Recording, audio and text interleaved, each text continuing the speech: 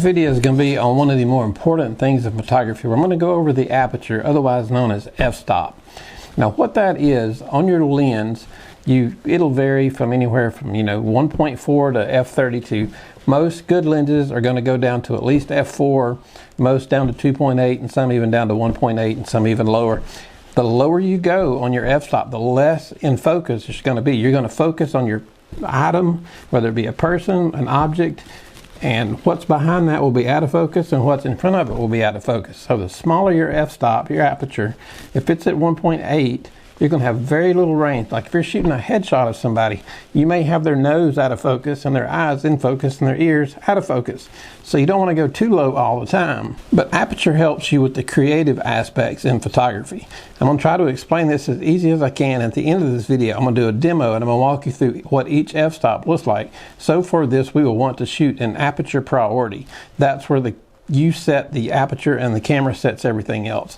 Shutter priority is one that you just do it with your shutter, and then there's manual where you set everything, but for this video we're going to use aperture priority. It's also known as depth of field. You've heard people refer to the blurry background. That's what your aperture is. The lower your f-stop, the blurrier it's going to be. But you can't just set it to 2.8 and get a blurry background. It's part of the exposure triangle, so you have to adjust your shutter and your ISO. Everything works together in the shutter triangle, but for this video, I'm just going to be discussing the aperture or the f-stop. So before you take your picture, you're going to want to decide, what do you want to see? The name of our channel is See the Difference. So we want you to see the difference and know in your head what you want to see in your image before you take it. So if you're going up to a bride and you're going to shoot her picture, you want to know what you want that picture to look like. So do you want a low f-stop around 2.8 where it's going to be blurred behind her? Or does she have some friends behind her that maybe you want in focus, so maybe you have to go up to f8 to get everybody in focus? It's a real creative setting on your camera that will really set you apart in photography. Once you learn the exposure triangle, and the aperture is a third of that, you'll be a long ways toward learning and getting really great images. If you guys later on want me to go over the exposure triangle, just let me know down at the bottom and I will go over the exposure triangle. We'll go over shutter speed, f-stop, aperture, and ISO. But for today, like I said, we're just going to do aperture. I'm going to do a setup on a table so you can see. I'm going to do one shot at a time and tell you what f-stop it is and what it's doing. That way you guys can see the difference. So check this out. Okay, so we're going to start out at f2.8, focusing on our front object.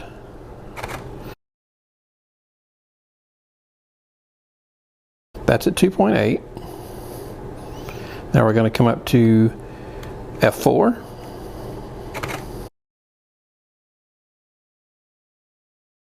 We're going to come up to 5.6. And you can see slowly everything in the background getting more in focus.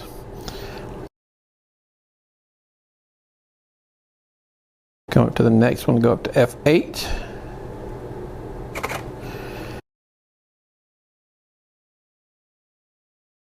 And we'll come on up to f11.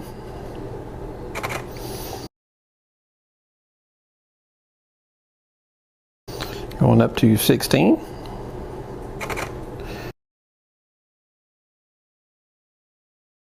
And then we'll keep going to f22.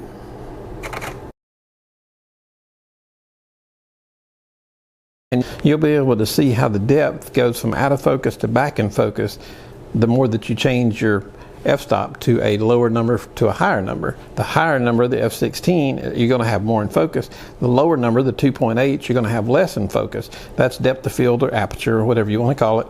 This is also how people achieve the blurry background. If you hear people talking about that on YouTube, a lot of people talk about it. So as you can see, your f-stop is the way to really start getting creative with when you're taking pictures. And now it does work in conjunction with the shutter speed and the ISO, and that's called the exposure triangle. All I dealt with today was the aperture and the f-stop. So if you guys want me to do a whole video on the exposure triangle, just let me know down below and I'll make a video on the whole thing. This was just covered the f-stop and the aperture, so you can see how creative you can get by changing your depth of field of what's in focus. So hey, for helping you guys out, click subscribe. Y'all have a good day.